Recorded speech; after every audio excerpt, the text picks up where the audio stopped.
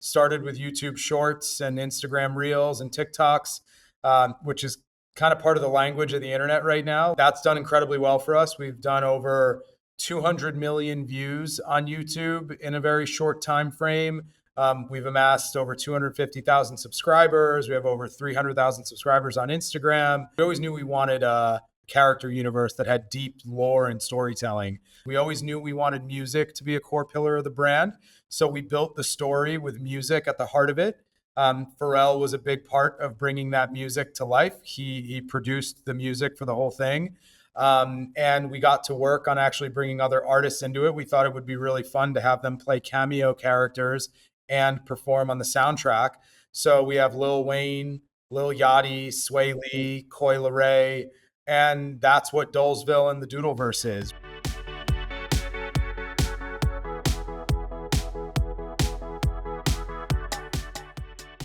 Julian, welcome on the podcast. You're very active on Spaces. You're very active on Twitter. It is very nice to see your face here today. Julian, how you doing? I am good, man. I'm good. Thank you for having me. Big fan of the other ones that you've done. Love interacting with you on Twitter a little bit. So I'm glad that we finally get to sit down face to face. I appreciate that. And I also appreciate the fact that you were one of the more vocal founders. You say what's on your heart, on your mind, which I do appreciate as well. Julian, right out the gate, you guys are premiering at Toronto Film Festival. That is absolutely massive. How did that start? What are you expecting out of this? Talk me through it. Yeah. So the film, we've been working on this for a long time. We started concepting it pretty much as soon as we acquired Golden Wolf. We were thinking about what kind of content we wanted to create. The whole reason we acquired Golden Wolf was so that we didn't have to wait for anyone to tell us that it was time for our IP to be adapted into an animation franchise. We had the internet. That was all we really needed for distribution. So let's go figure out how to create the content ourselves. We could either build a team from the ground up, or we can go acquire a team that we've worked with that has creatives that we absolutely adored, and a team that we thought would really kind of embody some of the culture that we were trying to build at the company. So that was the first step in us taking control of our own creative journey. And in the last year and a half, we've been developing what our content slate is ultimately going to look like. We started with YouTube Shorts and Instagram Reels and TikToks, which is kind of part of the language of the internet right now. Like it's the most consumed video content format in the world. That's done incredibly well for us. We've done over 200 million views on YouTube in a very short time frame. We've amassed over 250,000 subscribers. We have over 300,000 subscribers on Instagram. People are really reacting well to the content. So while we were building all that and trying to test out some of our animations, get some of the design language down, we started developing the world, right? Because we always knew we wanted a character universe that had deep lore and storytelling built into it. So in addition to Golden Wolf doing the shorts and all of our product content and all of our merchandise content and all of our brand partnership content, we got to work on developing our first real story. And that's what Dolesville and the Doodleverse is. We always knew we wanted music to be a core pillar of the brand. So we built the story with music at the heart of it. Pharrell was a big part of bringing that music to life. He produced the music for the whole thing. And we got to work on actually bringing other artists into it. We thought it would be really fun to have them play cameo characters and perform on the soundtrack. So we have Lil Wayne, Lil Yachty, Sway Lee, Coi Leray, and Pharrell's producing all of it. So there's basically going to be 3 songs on the soundtrack. The film itself is going to be about 20 minutes. The soundtrack is rolling out over the next 4 to 5 weeks, and then the film is coming out in the first couple of weeks of September, premiering at the Toronto International Film Festival, which is one of the marquee film festivals in the world. And then after the Toronto premiere, we are going to put it on a platform that we're launching called Doodles TV, which is a direct-to-community media platform that basically gives our community a first look at content before anybody else. And then from there, it will go wide to other distribution points. So very, very excited about the entire thing. Toronto's amazing. It also happens to be Burnt Toast's hometown. So he's going to have a lot of friends and family there. I've been personally working that event for a long time. When I was overseeing the Hollywood Reporter business in my time at Penske Media Corporation. So it's an exciting time for us. A lot of building to get to this point.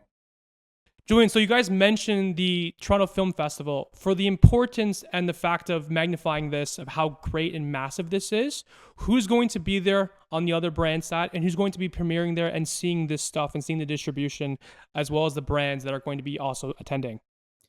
I'm not familiar with every single film that's going there, but I know that DreamWorks is premiering a big film called The Wild Robot. Pharrell is actually premiering his film called Piece by Piece.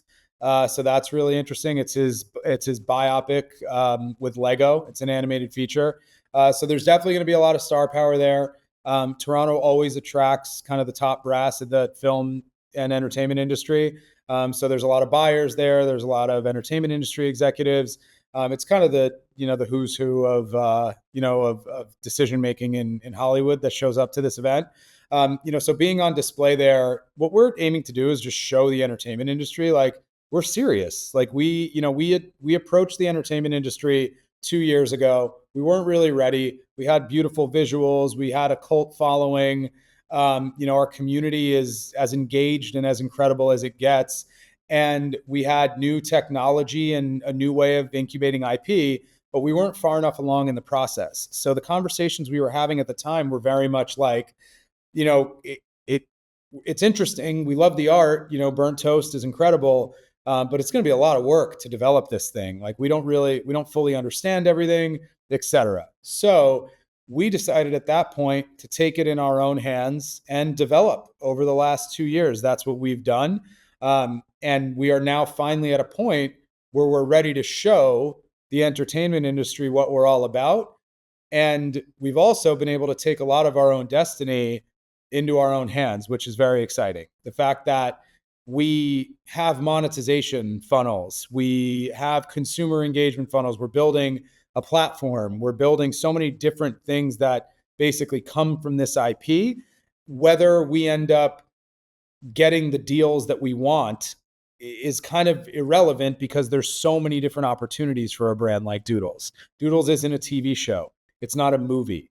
It's a community. It's a collective. It starts on the internet. It's so many different things in one. And we believe that's what being an internet native IP is. So again, really, really pumped to show up there and really pumped to show the entertainment industry that there's other ways to develop IP that are very non-traditional. We are taking our destiny into our own hands. That is very, very powerful.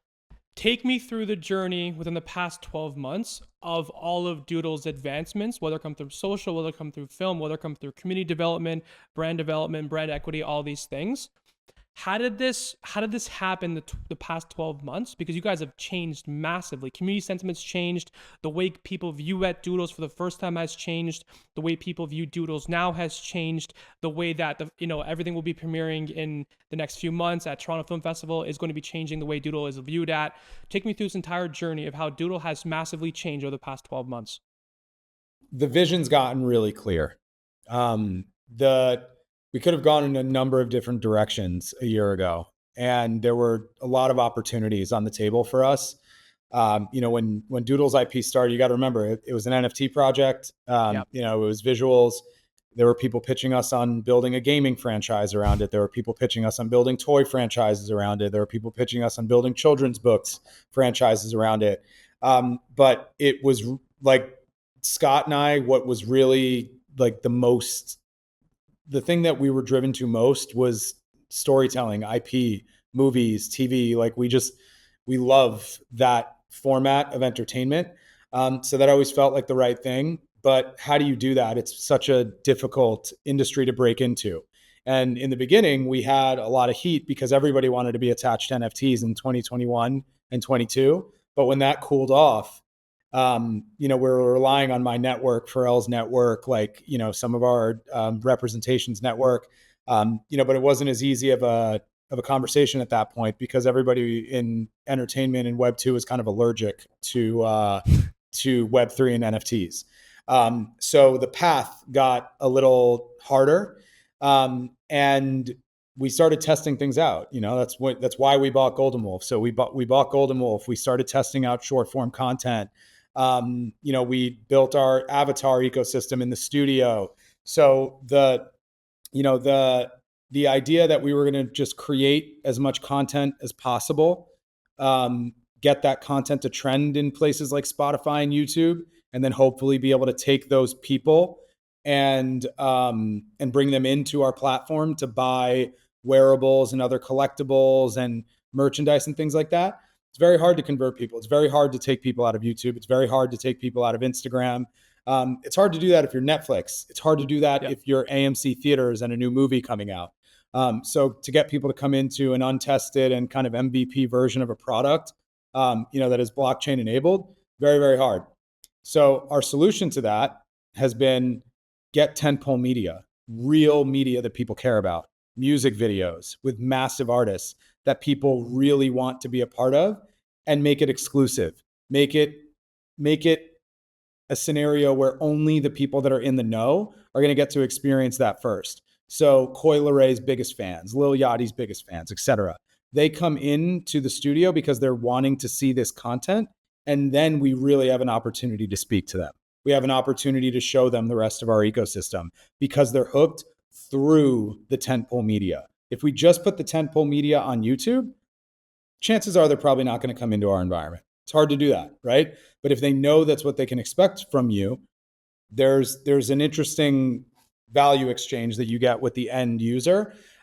So that vision has started to become very clear. We will hook people with media and we will push them into other areas of our collecting loop. And what we believe is that if this works for Doodles, this type of format, it might work for others in the future as well. So we believe in the studio, we're building a content and IP development platform that includes collectibles and community and incentives and all of these different things wrapped into this one platform that will not just help Doodles grow, it'll help many people grow that are internet native intellectual properties that might not be able to go get a Netflix deal, that might not be able to go get their movie in theaters, that might not be able to go get a publishing deal so they can put like books out into Barnes and Nobles.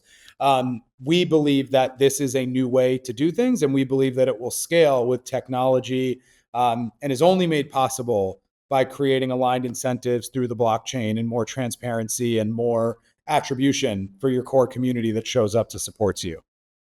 A lot to unpack there. You mentioned that within the past 12 months, the Doodles vision has gotten very clear.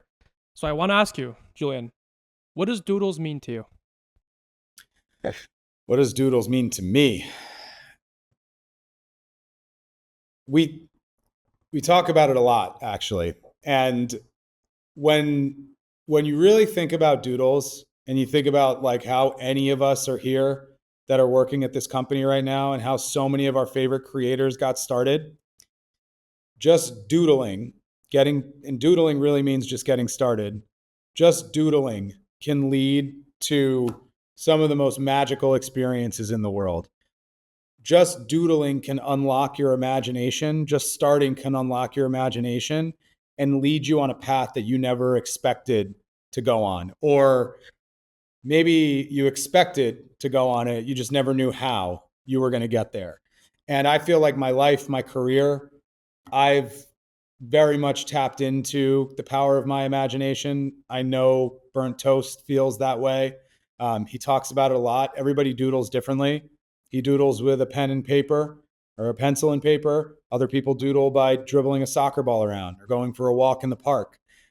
Just the simple act of getting started can really lead to some magical things. And that's how Web3 got started. It's how most things get started. So to me, it's really just getting started to unlock imagination. Like that's really what I feel working here every day. If I said that your life could be represented in one word or one sentence rather, if I said your life has been pursuing a dream and onto a dream, onto a doodle, you find another one, would that be accurate? Sure. Yeah. I mean, I I certainly feel like my life has been a dream. Like I value, and I feel like I value my life. I feel like I'm very blessed. Like I have two little boys. I have a wife like who I love dearly. Like I get to do what I love. Like I've loved watching movies and entertainment from since I was very little. And when I was in music, I loved like the fans' reaction to music when we would put live shows on and we would throw music festivals and do award shows, and like the emotion that came along with that. I've been a music fan my entire career, but I've really been a fan of like cinema more than anything in my entire life. And I very much tried to get into the entertainment industry when I first graduated college. I didn't really have any connections. I couldn't. And I found my way into it in a different way. I started doing like local ad sales for the New York Daily News, a New York newspaper, and ultimately found my way to NBC Universal, and the rest, kind of went from there. So I certainly feel like I'm living a dream, and the more we do here, the more the more that dream keeps going. So for me, absolutely. I don't want to speak for everybody else at the company, but Yeah. people feel pretty fulfilled and pretty magical getting to work on what we work on every day.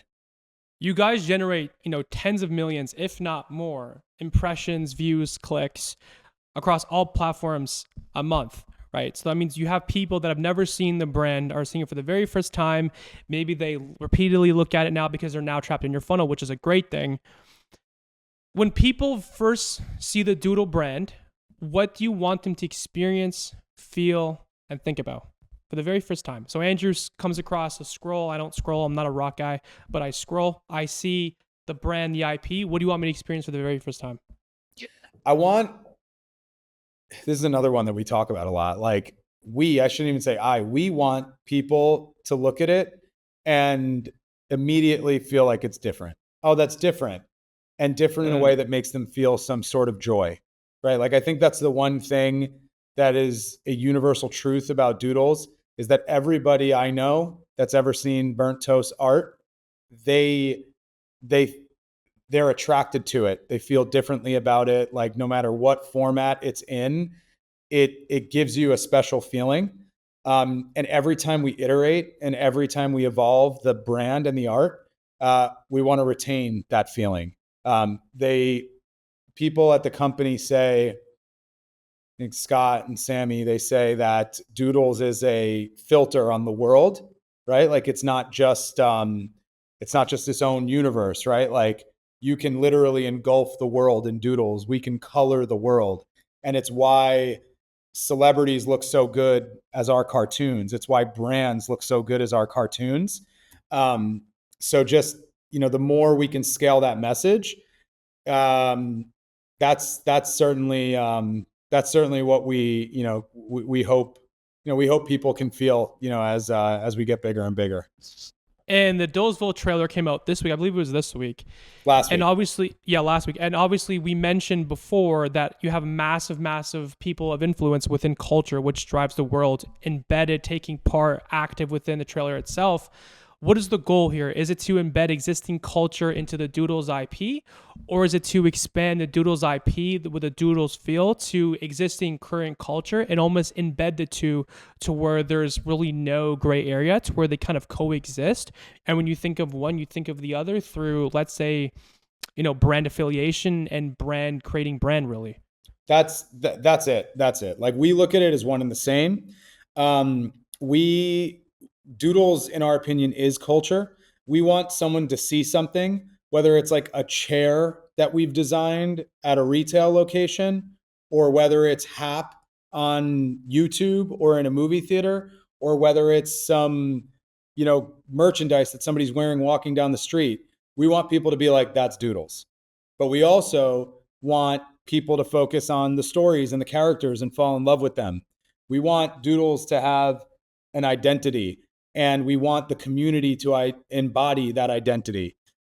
We believe that, in the new model of IP development, especially when you bring Web3 into it, the IP and the community come so close together that they really kind of become one in a way where like fandom in the past has never really been like that. Fandom in the past has really been just like a passive consumer focused relationship, right? Like you could be a big fan of the biggest animation franchise in the world. You watch the movie 3 times, you buy the Yep. merchandise, you go to the theme parks, you do all the things that you can do as a consumer. But that IP owner has no idea who you are, right? They Yep. can't track your engagement, they can't track your participation. So how could they reward you? How could they make you feel like you're part of their world versus just watching their world unfold?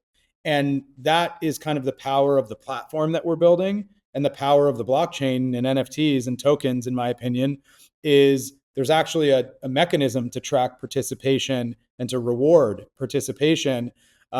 So your community is intrinsically motivated to be a part of your world, but there's also other plus ups and extrinsic motivators that don't come with traditional fandom. And that could be like fandom with sports franchises, music, entertainment franchises, whatever it is. We think this model that we're building is applicable to really any kind of fandom. And I'm curious too.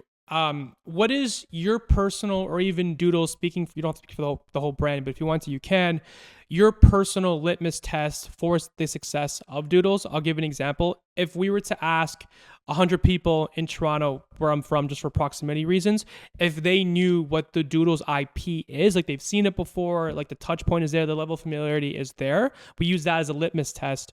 Do you think more than 10 people, Julian, would recognize the Doodles IP if we asked 100 people with just in Toronto purely? I don't know. Only one way to find out, And then, honestly. and then, do you think that's a good litmus test, or is my litmus test for this example terrible, which is fine too? No, yeah, I think Doodles is still small on a global scale. I think after this run, it's going to be a little more recognizable. I think a lot of people have probably seen our content pop up on their Explore tab on Instagram, and they've probably seen it pop up on Shorts. So I would imagine that you'd get a pretty good reaction. I'd seriously like. There's probably only, and I think Toronto would be a pretty good place because I think people are familiar with Scott's art. Yeah. But there's only one way to really find out. Maybe we do that one day. But I think Doodle, one like key point of distinction, Doodles is very well known within a very influential circle. So like Okay. everyone in the entertainment industry knows what Doodles is. Many musicians, many athletes know what Doodles is. So like Doodles has had an ability to influence the influencers, and now it's Mm. just about extending beyond that very influential cohort to the rest of the world. Influencing the influencers. Yeah, it was very well said. And Doodles as well has come out, to my knowledge, to what I've seen, many different, consumer products. What is the end goal? Is it to build under every different vertical, and the IP can get literally put on a water bottle, it can get put on a piece of glass, get it put on glasses, can get put on a laptop? What's the goal, the objective, the vision for this, and having Doodle, the IP brand, built, installed, injected into many different consumer products that people wear, Crocs, watches, hats, these types of things? Yeah, so I'd say like we're very selective about the kind of physical products we put out there. We want to stay like premium as long as possible before we end up going like too mass and too Yeah. mainstream. I'd say like Crocs is a very interesting example of like a value brand. I mean, it's not that value brand, but a value brand that is a very premium brand. They do a lot of really cool collaborations, like Crocs is culture as well. Yeah. They create awesome content. Adidas is the same thing. G-Shock is the same thing. And we want like any like brand partnership we strike, we want to kind of hit that nerve of like culturally relevant, fun.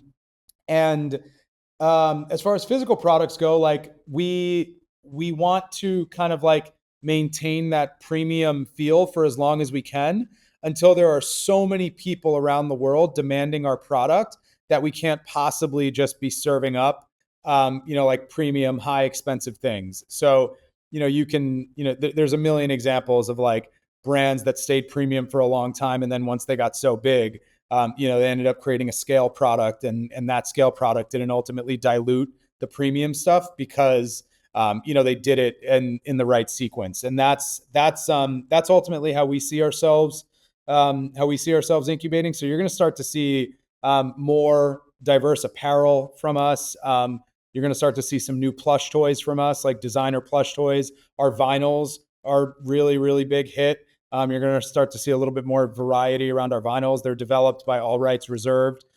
SK Lam out of Hong Kong, who also develops Causes toys. They're really incredible. You'll start to see some really cool brand partnerships from us. And kind of things that are like very branded, like things that you would think makes sense to see from Doodles. You're not really going to see anything that's like, we're just like sending the brand out there to kind of be on any kind of product.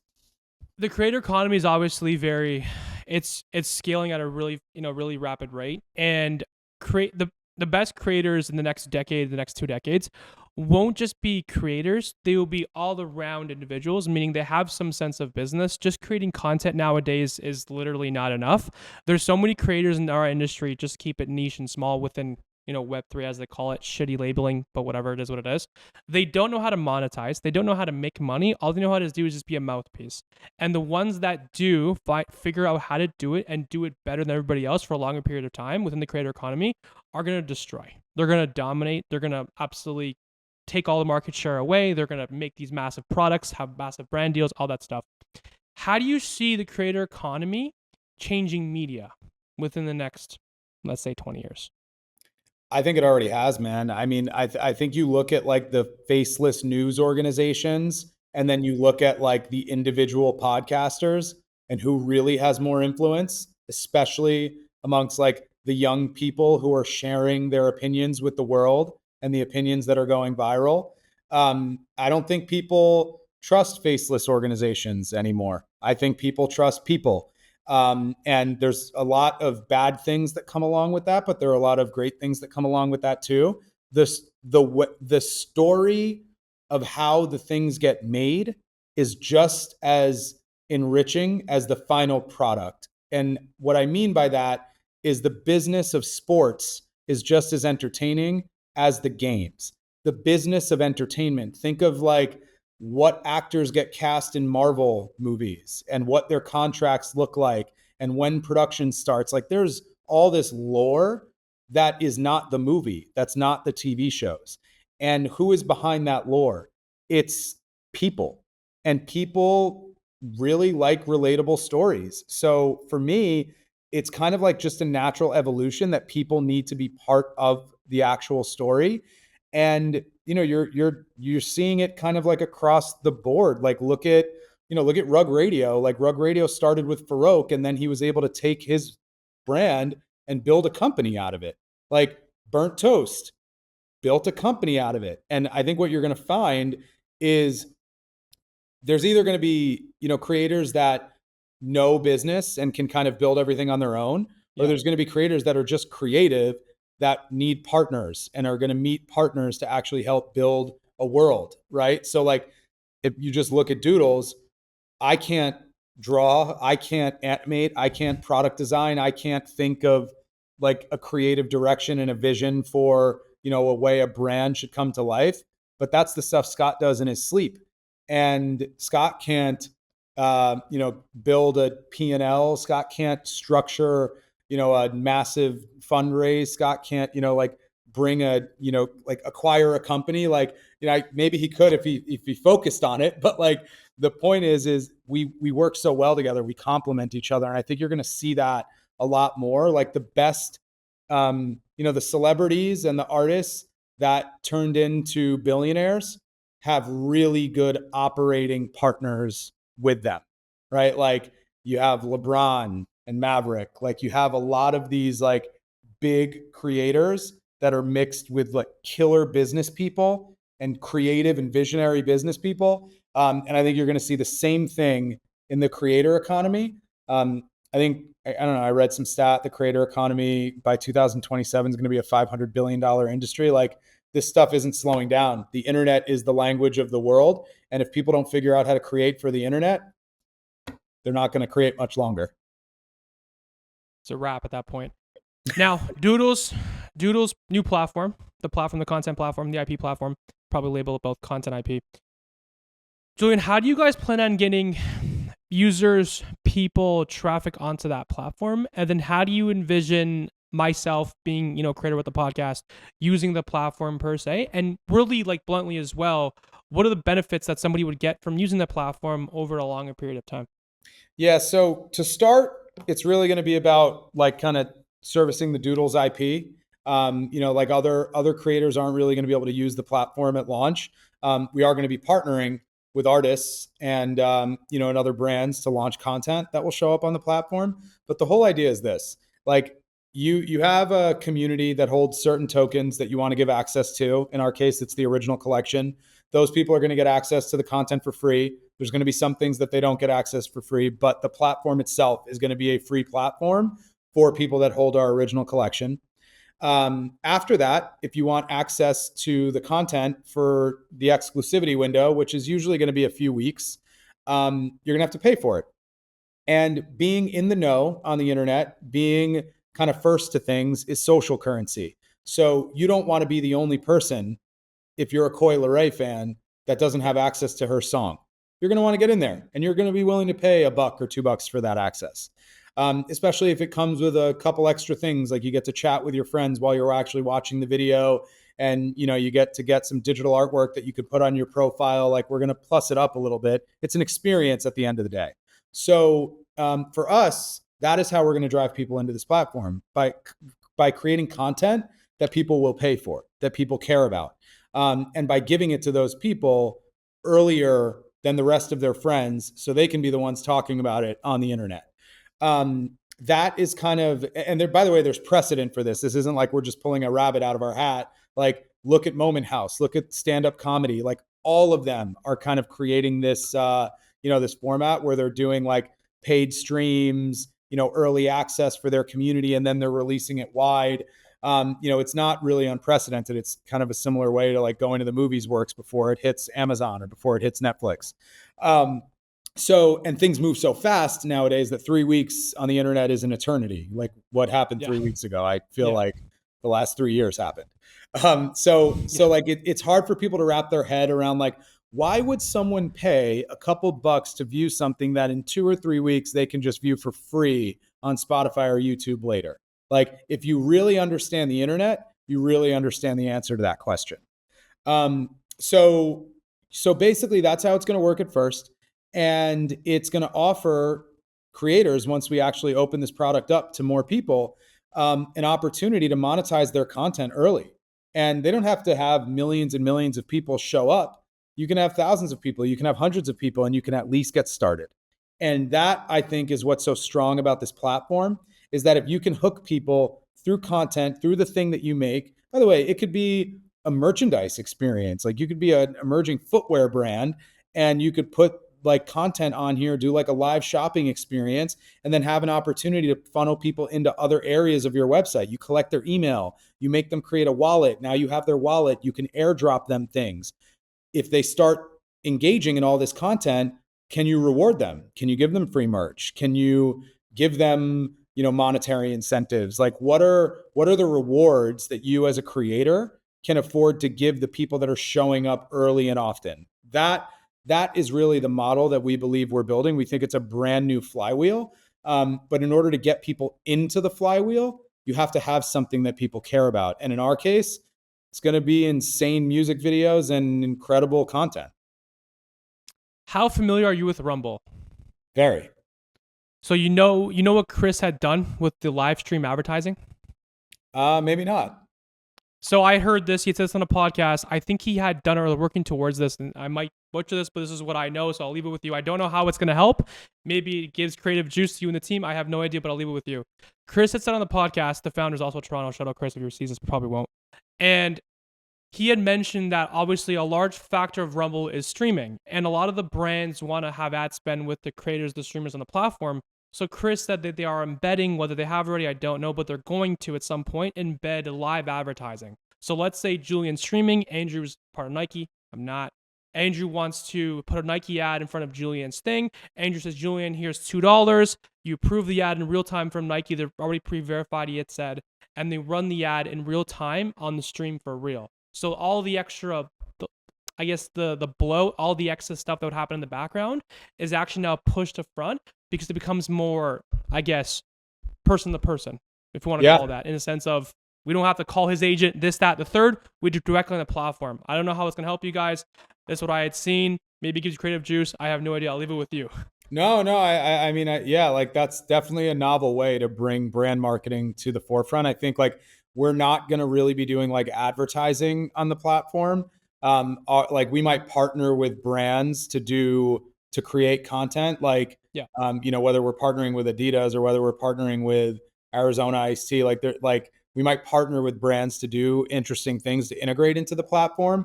But we're not going to be like we're not hitting up ad agencies to actually Yeah. like do ad buys and funnel them into that. I'm not saying that that might never be the case, but that's like way, way, way off. Like No. we Yeah. need this thing to be like cool and fun, and very different from the other streaming platforms. So we think kind of like community engagement and people willing to kind of pay for that engagement is kind of like the interesting format where you can kind of stave off advertising for a long time, hopefully.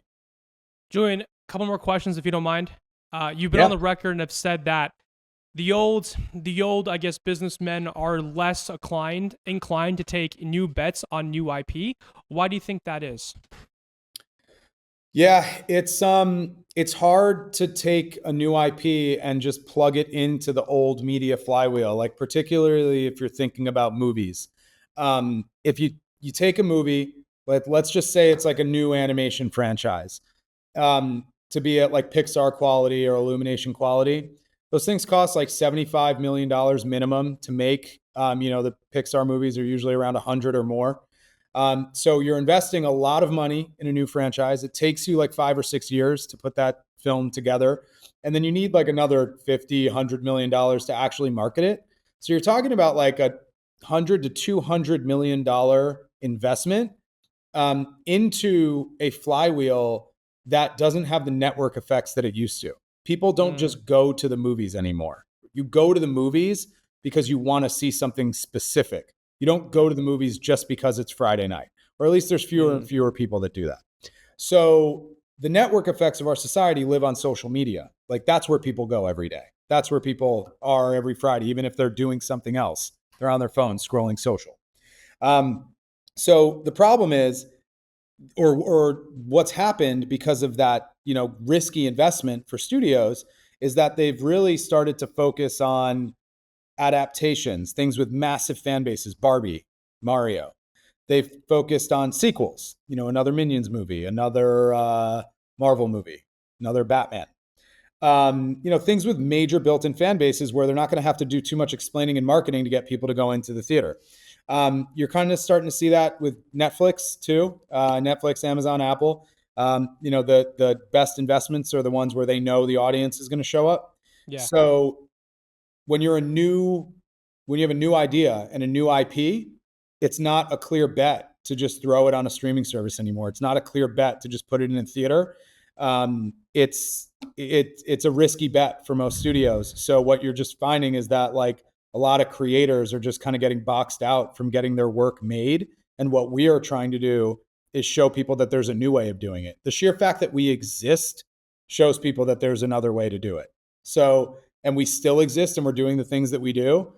Like we haven't touched the traditional media flywheel, and we're a brand that makes money, that has a business, that has a roadmap, that is building all the things that we say we want to do. And hopefully the traditional media stuff is just icing on the cake at that point.